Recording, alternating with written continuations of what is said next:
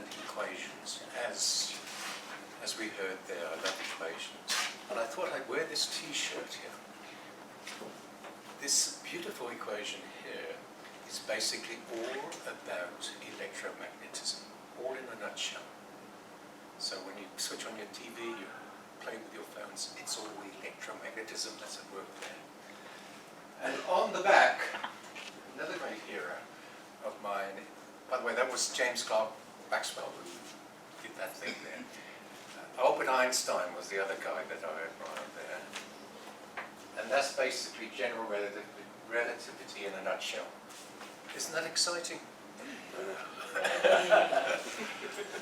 Now, my talk, I want to try and be incisive in my talk. Oh yeah, quick and direct. Okay, that's one of the things there, which I'll try and keep to my time now. Now, people say, or some people say that leaders are born, and some people say that leaders are made. But in a big survey that was done amongst great executives around the world, top executives, there were about 360 of them who had to make a decision as to whether its leadership is born or it's made. And out of the 360, I think it was something like those who said it was born was 70, I think.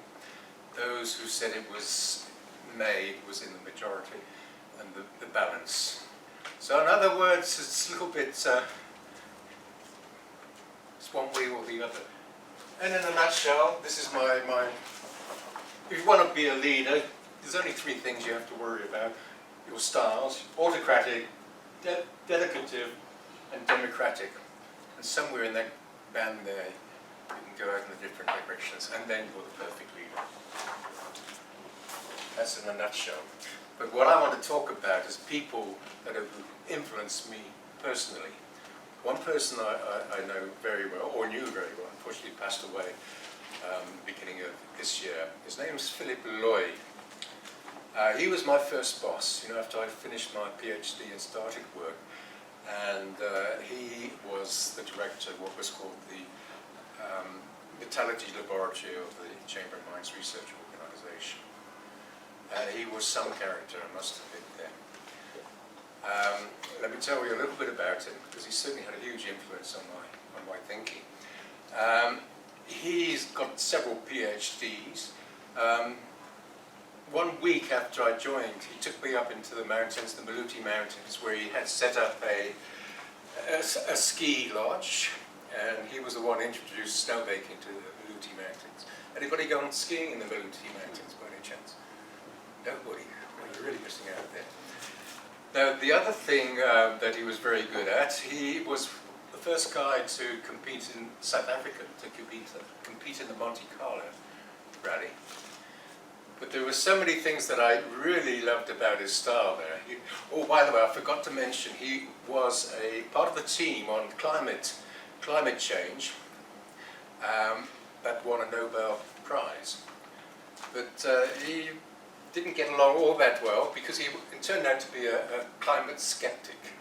And he argued that if you go back millions of years before we Homo sapiens started to mess things up, there had been cycles of global warming, and we know all about the ice ages as well. So he's got upset with some of his fellow team members on that Nobel Prize story there. But I really enjoyed it. We always had parties and things going on, brewing beer after we finished work and stuff like that. But he had great ideas, and one of the ideas that got us all fired up was in mining, where you go underground, you dig holes, you produce far more waste rock than reef, and you bring it up to the surface. And he had this idea, and we had a plan of action to implement it, to go underground and basically do all the processing underground. You don't want to hoist 60% of your rock to the surface, which contains nothing. So we had to develop this underground process. We did a lot of pilot scale test work. And we got to the point where we were actually putting mills underground, a rock mill underground there. We had a lot of fun indeed doing that. Unfortunately, they still do it the same old well. Drill holes, blast the rock to smithereens, take all the waste up, and then they get their tailings, they put it underground. So he had these wonderful ideas, and we had a lot of fun developing those ideas. So that's Philip Lloyd, had this big impact on my lifestyle. What else did he do besides the Monte Carlo? He didn't know whether to be an organist. He was a great musician by all accounts. He opened up a lot of climbs in the Drakensberg. So the point I'm trying to get at here, rather than looking at pieces of paper like that, reflect on what you've learned from direct experience from people. And so that's the one guy that really got me worked up. My other love was when I was studying physics, fundamental physics, was a chap by the name of Richard Feynman. Anyone heard of Richard Feynman? No, he was a brilliant guy. If you go and look for Richard Feynman on the YouTube, you find some quite exciting things. He loved to teach. He really did love to teach.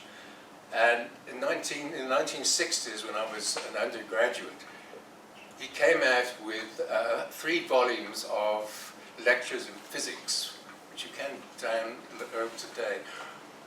All those complicated things about this and that, he could put down in a nutshell, explain things in very simple terms. And one of the illustrations of his leadership was when they were trying to, in a Manhattan Project, and they were actually doing calculations. He came to lead a couple of operators there. Sorry. After these operators to operate computers, and it took them 9 months to do 3 tasks. When he did the work and led them, they did 9 tasks in 3 months. So that's it in a nutshell. If you want to learn, then join Toastmasters, because there's so many people here that are leaders, not only within Toastmaster, but also in industry and commerce. So that's what I think is more important than things like that. People. Thank you.